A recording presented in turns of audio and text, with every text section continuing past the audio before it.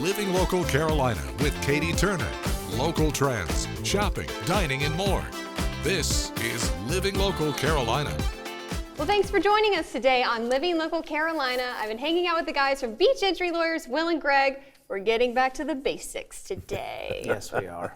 So what was the idea behind you guys doing this panel in the first place? Well, frankly, we get a lot of phone calls, and we, as attorneys, we've been doing it for so long, we sort of assume that people know a lot of things that we find out that they are not aware of, and we just kind of want to just inform the public of certain things that maybe they're not aware of they should be. Okay. I mean, we really do spend a lot of time every week just talking to people that call. Yeah, we do. And they just don't know. And there's not a reason for them to know because they're not trained lawyers. And, but you just try to explain whether it be a law or the applicability of a law or something, of that nature. So it's kind of fun. Okay. Question number one we have. Okay. Does it cost to consult with an attorney after you are injured in an accident caused by another?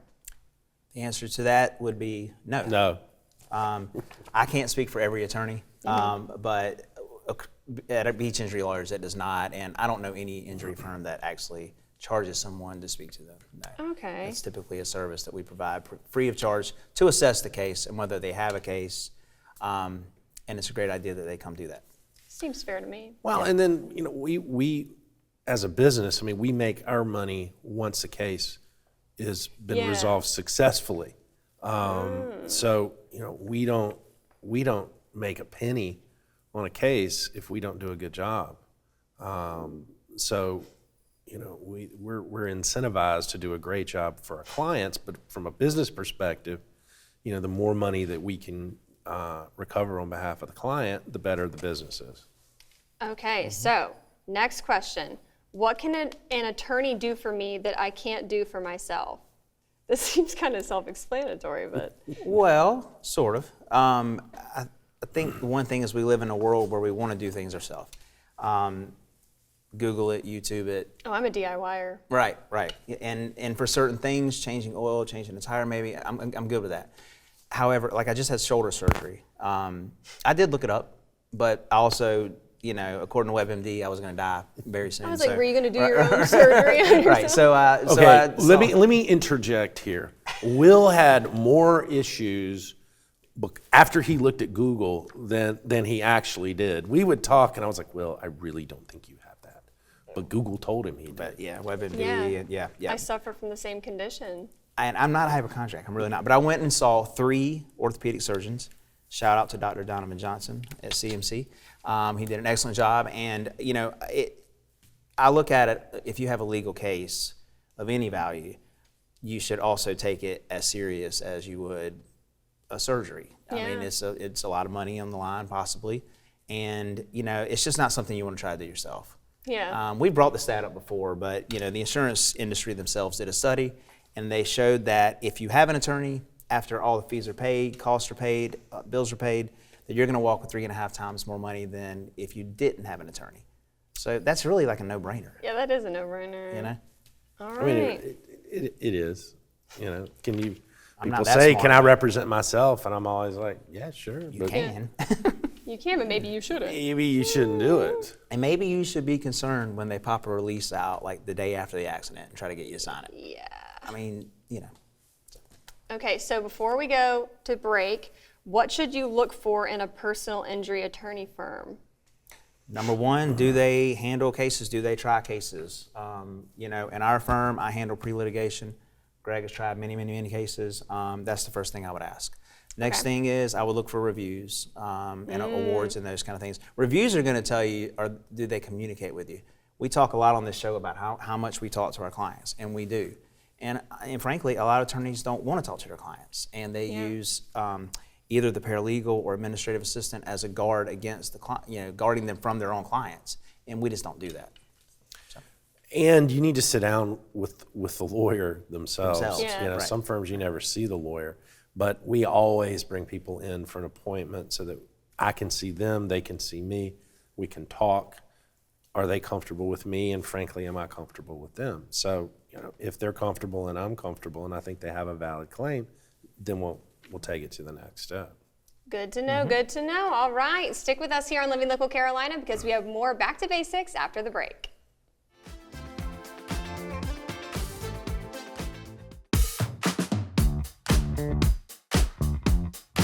Welcome back to Living Local Carolina. I'm hanging out with the beach injury lawyers who've been going back to basics here, talking about some questions that viewers have or some of your clients have. But now we're going to talk about some of the no-nos for if you have an injury. We don't want to be negative, but I think a lot of times you'll hear what should you do if you're in an automobile accident.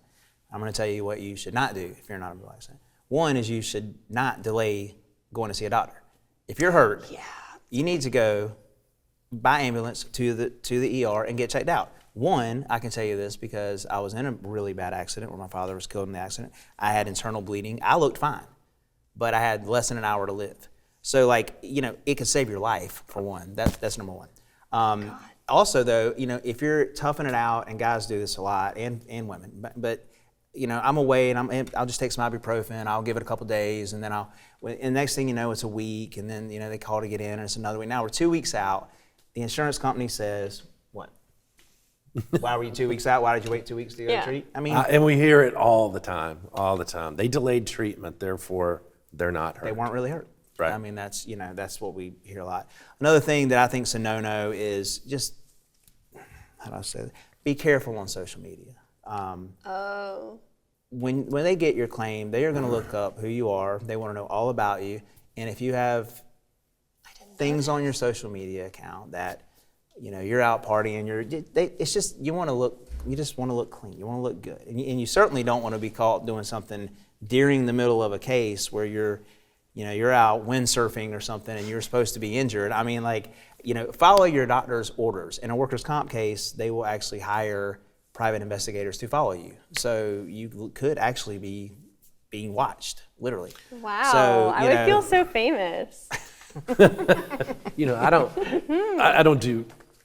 I do very little defense work, and the only defense work that civil defense are really for family and friends and that sort of thing. But so I had one recently where the plaintiff, the social media was amazing to our case. Yeah. I mean, it was just Really? gold. It was a gold mine, an Love it. absolute gold mine that just completely contradicted, everything that she was claiming in the lawsuit. So Wow. you gotta be careful. And so, I hate social media anyway, but you gotta be careful with it. All right, so go to the doctor, social media. Anything else you can think of? Let's see what we got in here. Lawsuit lending? What's that? Just don't do it. I'll let. What is it? Okay, lawsuit lending is this. You will see commercials that say if you've been in an automobile accident and you're out of money, call us today and we'll loan you money.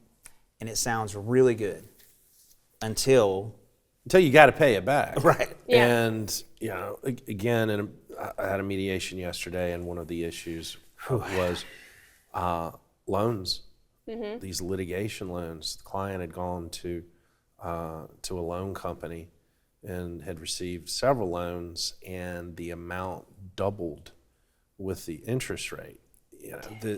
in like a year. It's just, oh yeah.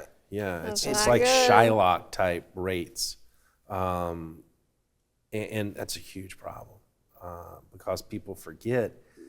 You may have taken $5,000 or $6,000 out, but guess what? You're going to pay $10,000 back, And there's and a they don't thing like called that, and they don't like that. Selective amnesia occurs at the end when they go, "What loan? Huh? Yeah. Do I have to Took a pay loan that out? back? I gotta pay that back. Yeah, you got to pay And it interest. back. Huh. Ooh, You gotta yeah, pay I that. hate that. It can really make cases difficult to settle because one of the things you're telling the client is if we do file suit, that loan you took out is going to turn into, and it's just a factor in the case that can force us to have to make a decision that we don't want to make that's not in the best interest of our client because they made a decision in the beginning. So we try to just steer them away from it at all costs. And one of the big no-nos is not being honest with your attorney. You have to be honest with your lawyer. The last thing that you want to happen is for something to pop up that you didn't tell your lawyer. And I will tell people quite a bit. I was like, there's two people you always want to be honest with. That's Jesus Christ and me, you know, and that's true. You know, you got to tell me the truth, because I can handle it, or I can at least do something with it if I know about it. But if you don't tell me, then we're stuck behind the 8 ball. Goodness, you got to spill the tea. That's right. You got to spill the tea with your attorney. All right, guys, stick with us because we have more after the break.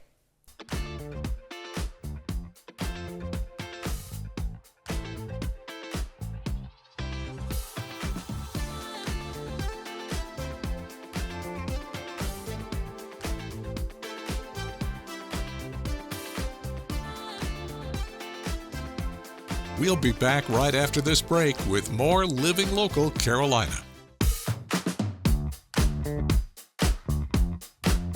Welcome back to Living Local Carolina. We've been back to basics today with the beach injury lawyers. You guys have given us some great information. Cocktail party chatter. Cocktail party chatter. There you go. I know what I'll be talking about soon.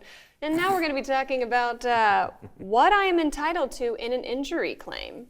I've never thought about this before, actually. Let's start with the wreck case. Okay. One, the vehicle that you're driving. You're entitled to have that car returned to you in the same shape it was prior to the accident. Now, that can be a problem sometimes, because insurance companies want to put much cheaper aftermarket products on the car. And you know, I was in a wreck a couple of years ago, and I went to war with them to put original parts back on the car. So you're entitled to have your car back in the same shape it was before. Now, you're also entitled to diminution of value of the car, because as soon as you get on Carfax, it's going to say this car was in an accident. And if it says it was in an accident, it's already depreciated more. So you're entitled to recover diminution of value. So let's take the car and we'll put that aside. So for injuries, one of the things that they're responsible for doing and what you can recover are your medical bills, right? That's a given. So if you have 10,000, if you go to an emergency room, if you go to Grand Strand ER, it's going to be, it's a level 1 trauma center, so your bills, it's going to be up there. So, you're entitled to recoup your emergency room bill, your family doctor bill, your physical therapy bills, and if other specialists are involved, you're entitled to recover or recoup the cost of your medical treatment. Mm-hmm. You're also entitled to recoup mileage, right? So use an IRS rate. So all the time you spend on the road going back to physical therapy visits, you may have 20 sessions, and you're driving to wherever, well, that's compensable. So, you just look at the mileage and you multiply it by the IRS rate. You're also entitled to, depending on the severity of the accident, for pain and suffering. Getting hurt in a wreck, it's not fun. I mean, it is not fun. And the pain that you go through the therapy, and if you have permanent injuries, Scarring. Yeah, that's, the pain and suffering involved in that's compensable. Yeah, so we recently settled a case for a young lady, and part of her injuries were scars. She had a number of scars on her body. She had some areas on her forehead where she couldn't grow hair because of the scars. Imagine that. So, Oh, wow. now, of course, scarring is much more, you're going to pay more for the scarring for a female than you are for a male. For men, it's not as valuable. And insurance companies don't, it is true, they It's don't. interesting how you put a monetary value to this They stuff. do, That's so what I've you been thinking they about. don't put the same price, so to speak, on male disfigurement as they do My with. face would be worth more. That's exactly Yes. right. It's And where's your exactly right. injury? If you have a scar here, Yeah. Okay. You Right. can barely see it. Yeah. So scarring, you're entitled to for compensation for scarring, all right? Interesting, But okay. if you are going to be required to have future medical care, all right, you're going to have future testing. You're going to have a future surgery in a year or two. Then you're also you're entitled to be compensated for that. pay So ratings.